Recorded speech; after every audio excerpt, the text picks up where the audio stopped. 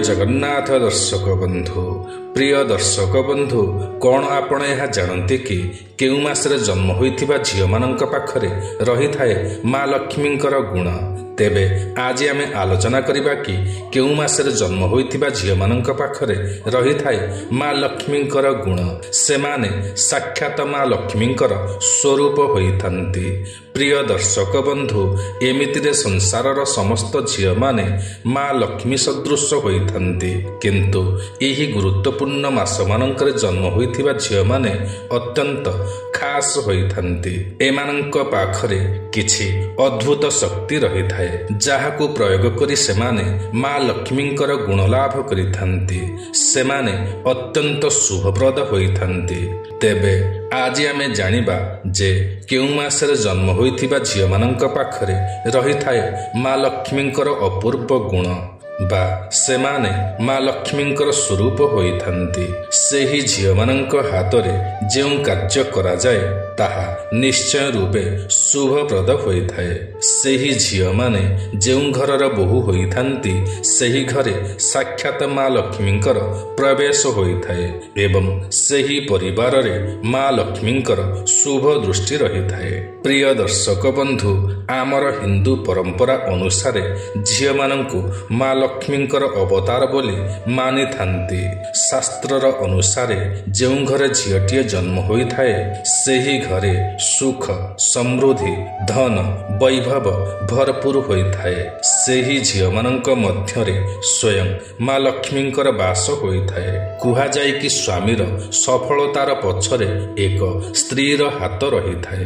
एणु एहीपरि झियो माने जेउ घरे जन्म होइथांती सेही घर धन्य होइथाए, कारण सेही घरकु माँ लक्ष्मी स्वयं आसीथांती। जेउ घरे माँ लक्ष्मी रहिथांती सेही घरे दुख कष्ट जंत्रणा संकट एही सबु असुविधा मान केबे भी रही न थाए। एवं ज्योतिष शास्त्र अनुसारे झियो मानंकर जन्म सेही मास सहित जड़ित होई रही थाए।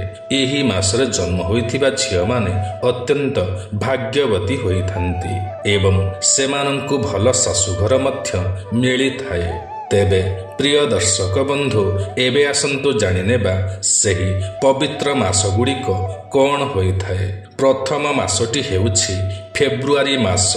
एही मासरे जन्म होइथिबा झियो मानंकर स्वभाव बहुत विनम्र होइथाए एवं एमाने बहुत परिश्रमी होइथांती। विवाहर परे एमानंकु भल शाशु घर मिलिथाए। एही झियो मानंकर ग्रह चलन घरकु सुख समृद्धि आनिथाए। एमाने निजे स्वयं शुभत्वर प्रतीक होइथांती। एणु एमाने जेउ कार्य हाथ देइथांती सेही कार्यटी सफल होइथाए। एमाने जेउ परिवार रे वास करंती सेही परिवार रे सुख शांति वृद्धि पाइथाए। एही मासरे जन्मित झियो माने कली झगड़ा ठारू दूरेई रहिथांती। सर्वदा शांति एवं प्रगति प्रतिष्ठा करिथांती।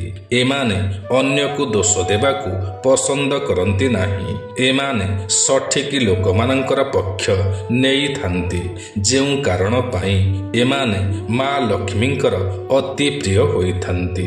एमानंकर एक खास गुण हेउछि एमाने कर्मरे विश्वास करंती। एमाने सर्वदा ईश्वर विश्वासी मध्य होइथांती एवं निजर कर्मकु सुचारु रूपे करि चलंती। प्रिय दर्शक बंधु अन्य एक मासटी हेउछि अप्रैल मास। एही अप्रैल मासरे जन्म होइथिबा झियो माने साक्षात माँ लक्ष्मींकर स्वरूप होइथांती। एही मासरे जन्म होइथिबा झियो माने गुणवती और बुद्धिमती होइथांती। वैवाहिक जीवन को एमाने निजर बुद्धि बଳରେ सुचारु रूपे परिचालना करिथांती एवं निजर पारिवारिक क्षेत्र रे मध्य सुख भोग करिथांती। एणु एमानंकु समस्ते पसंद करिथांती। एमाने समस्त क्षेत्र रे मध्य सम्मानित होइथांती एवं एमानंकर कार्य दक्षता गुण पाई एमाने प्रशंसित होइथांती। विभिन्न क्षेत्र रे प्रशंसा पाइबा कारणरू एमाने गर्वित अनुभव करिथांती। तेबे प्रिय दर्शक बंधु अन्य एक मासटी हेउछि जून मास। ଏହି ଜୁନ ମାସରେ ଜନ୍ମ ହୋଇଥିବା ଝିଅମାନେ ବହୁତ ଭାଗ୍ୟବତୀ ହୋଇଥାନ୍ତି। ଅଙ୍କଶାସ୍ତ୍ର ଅନୁସାରେ ଏହି ମାସରେ ଜନ୍ମ ହୋଇଥିବା ଝିଅମାନେ ଅତ୍ୟନ୍ତ ଶୁଭ ହୋଇଥାନ୍ତି।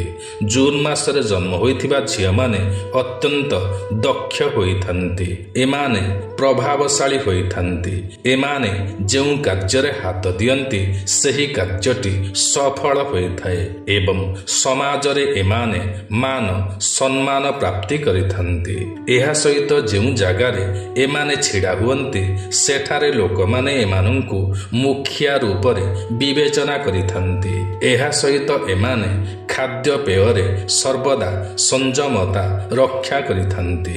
ଏମାନେ ନିଜର ଶରୀରର ଧ୍ୟାନ ରଖିବା ଅପେକ୍ଷା ନିଜ ପରିଜନମାନଙ୍କର ଅଧିକ ଧ୍ୟାନ ରଖିଥାନ୍ତି।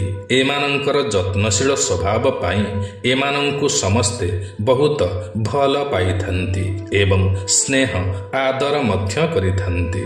ଏମାନେ ଈଶ୍ୱରଙ୍କୁ ବହୁତ ବିଶ୍ୱାସ କରିଥାନ୍ତି ଏବଂ ନିଜ କର୍ମକୁ ମଧ୍ୟ ବହୁତ ବିଶ୍ୱାସ କରିଥାନ୍ତି। କର୍ମକ୍ଷେତ୍ରରେ ସଫଳତା ଲାଭ ପାଇଁ ଈଶ୍ୱରଙ୍କୁ ପ୍ରାର୍ଥନା ମଧ୍ୟ କରିଥାନ୍ତି, ଯାହା ଫଳରେ ଏମାନଙ୍କ ଉପରେ ସର୍ବଦା ଭଗବାନଙ୍କର କୃପା ରହିଥାଏ। ପ୍ରିୟ ଦର୍ଶକ ବନ୍ଧୁ, ଅନ୍ୟ ଏକ ମାସଟି ହେଉଛି ସେପ୍ଟେମ୍ବର ମାସ।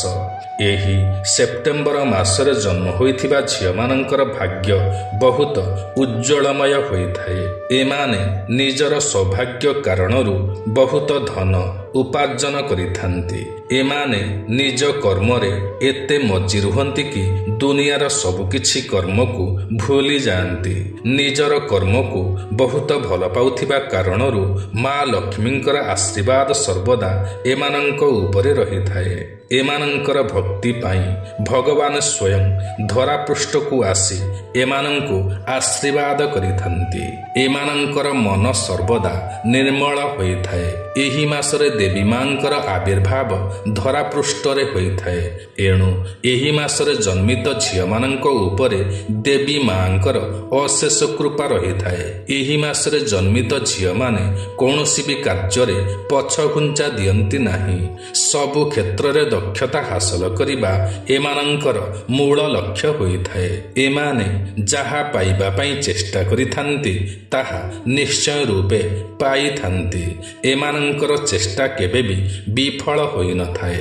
ସର୍ବଦା ଏମାନେ ନିଜ ଚେଷ୍ଟାକୁ ଜାରି ରଖିଥାନ୍ତି। ଏହି ମାସରେ ଜନ୍ମିତ ଝିଅମାନେ ନିଜର ବୈବାହିକ ଜୀବନରେ ସୁଖ ଭୋଗ କରିଥାନ୍ତି, କିନ୍ତୁ ଏମାନେ ଅନ୍ୟ ସାମ୍ନାରେ ନିଜର ଦକ୍ଷତାକୁ ପ୍ରଦର୍ଶନ କରନ୍ତି ନାହିଁ ବା ପ୍ରକାଶ କରନ୍ତି ନାହିଁ। ଏମାନେ ବହୁତ ବୁଦ୍ଧିମତୀ ହୋଇଥିଲେ ମଧ୍ୟ ଅନ୍ୟ ସାମ୍ନାରେ ବୁଦ୍ଧିହୀନ ପରି ବ୍ୟବହାର କରିଥାନ୍ତି, ଯାହା ଫଳରେ କି ଏମାନେ ସବୁ କ୍ଷେତ୍ରରେ ସଫଳତା ଲାଭ କରିଥାନ୍ତି। ତେବେ ଯେଉଁମାନଙ୍କର ଝିଅ, ମା ଅବା ଭଉଣୀ ଏହି ମାସରେ ଜନ୍ମଲାଭ କରିଛନ୍ତି ସେମାନେ କମେଣ୍ଟ ବକ୍ସରେ ଜୟ ମା ଲକ୍ଷ୍ମୀ ନିଶ୍ଚୟ ଲେଖନ୍ତୁ। ତେବେ ପ୍ରିୟ ଦର୍ଶକ ବନ୍ଧୁ, ଆପଣମାନଙ୍କୁ ଆଜିର ଏହି କାର୍ଯ୍ୟକ୍ରମଟି କିପରି ଲାଗିଲା ନିଶ୍ଚୟ କମେଣ୍ଟ କରି ଜଣାଇବେ। ଯଦି ଆପଣମାନଙ୍କୁ ଆଜିର ଏହି କାର୍ଯ୍ୟକ୍ରମଟି ପସନ୍ଦ ଆସିଥାଏ ତେବେ ଗୋଟିଏ ଲାଇକ୍ ନିଶ୍ଚୟ କରିବେ ଏବଂ ଯଦି ଆପଣ ଆମର ଏହି ଚ୍ୟାନେଲରେ ନୂଆ ଅଟନ୍ତି ତେବେ ତୁରନ୍ତ ସବସ୍କ୍ରାଇବ୍ କରିନିଅନ୍ତୁ ଏବଂ ପାଖରେ ଆସୁଥିବା ବେଲ୍ ଆଇକନକୁ ମଧ୍ୟ କ୍ଲିକ୍ କରିନିଅନ୍ତୁ, ଯାହାଫଳରେ କି ଆମେ ଯେବେ ବି ଏହିପରି କିଛି ଭିଡ଼ିଓ ଅପଲୋଡ଼ କରିବୁ ତାହା ଆପଣଙ୍କ ପାଖରେ ସର୍ବପ୍ରଥମେ ପହଞ୍ଚିଯିବ। ତେବେ ଆଜିର ଏହି କାର୍ଯ୍ୟକ୍ରମଟିକୁ ଏଇଠି ରଖୁଛୁ। ପୁଣି ଦେଖା ହେବ ଆସନ୍ତା ନୂଆ ଏକ କାର୍ଯ୍ୟକ୍ରମରେ। ସେ ପର୍ଯ୍ୟନ୍ତ ଆମକୁ ବିଦାୟ ଦିଅନ୍ତୁ। ଜୟ ଜଗନ୍ନାଥ ଦର୍ଶକ ବନ୍ଧୁ।